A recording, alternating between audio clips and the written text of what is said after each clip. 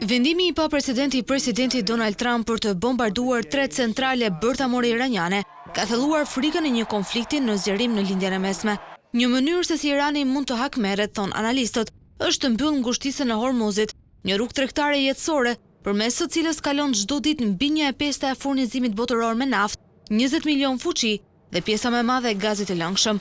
Irani në të kaluarën ka kërcenuar të mbyllë ngushticën, gjë që do të kufizonte tregtinë dhe do të ndikonte në çmimet globale të naftës, por kurrë nuk e ka përmbushur kërcenimin. Rreth 1/5 e konsumit total të naftës në botë kalon nëpër ngushticë. Midis fillimit të vitit 2022 deri muajin e kaluar, ka kaluar çdo ditë afërsisht 17.8 milion deri në 20.8 milion fuqi naftë të papërpunuar, sipas të dhënave nga firma analitike Fortexa. Mbyllja e ngushticës do t'i krijonte një kosto të drejtë për drejtë Trumpit, pasi do të shkaktonte një rritje të çmimit të naftës me një efekt inflacionist, pothuajse të menjëhershëm në SBA dhe në të gjithë globin, por do të ishte gjithashtu një akt i vetëdëmtimit ekonomik. Nafta iraniane përdor të njëjtën port dhe mbyllja e Hormuzit rrezikon të fusë në luftë shtetet arabe të gjirit, të cilat kanë qenë shumë kritike ndaj sulmit izraelit për të mbrojtur interesat e tyre. Mbyllja e ngushticës do ta dëmtonte ndjeshëm Kinën.